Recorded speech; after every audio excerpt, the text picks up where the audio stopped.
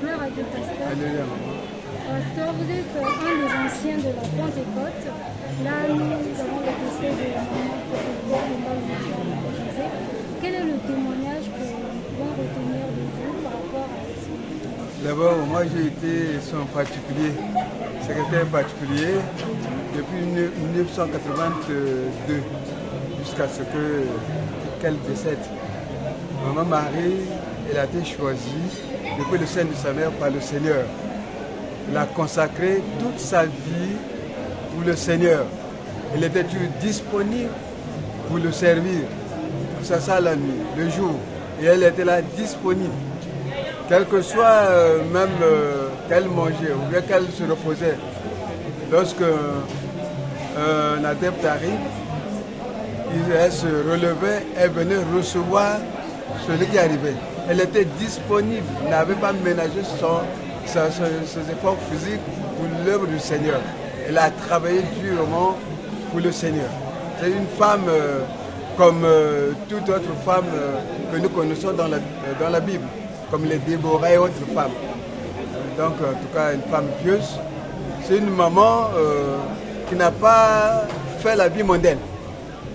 Elle n'a pas fait la vie mondaine. Elle n'a pas vu maman aller faire n'importe quoi, mais elle était toujours consacrée pour l'œuvre du Seigneur et disponible pour l'œuvre du Seigneur. Et maman, ce que je sache envers elle, c'est une maman qui était inspirée. Et elle avait tous les dons possibles pour l'œuvre du Seigneur. Elle ne s'est pas arrêtée encore jusqu'à ce qu'elle ait achevé l'œuvre du Seigneur, de l'œuvre que le Seigneur lui avait confiée. C'est pas relâché. C'est un modèle que nous devons c'est un modèle. C'est-à-dire qu'après son mari, c'est elle. Et de temps en temps, lorsque papa Isaïe voyageait de son vivant, c'est elle qui restait avec l'église. C'est elle qui s'occupait de tout ce qui était œuvre du Seigneur. Donc elle n'a pas ménagé ses efforts pour l'œuvre du Seigneur. Et sur le moment, lorsqu'elle prophétisait, les prophéties se réalisaient toujours. J'ai des témoignages câblants pour ça. Parce que était son particulier. Et un témoignage, par exemple, c'est des témoignages. Il y a un frère à qui elle avait dit, parce qu'elle avait un voyage, que ce voyage n'était pas bon, il devrait reporter ce voyage.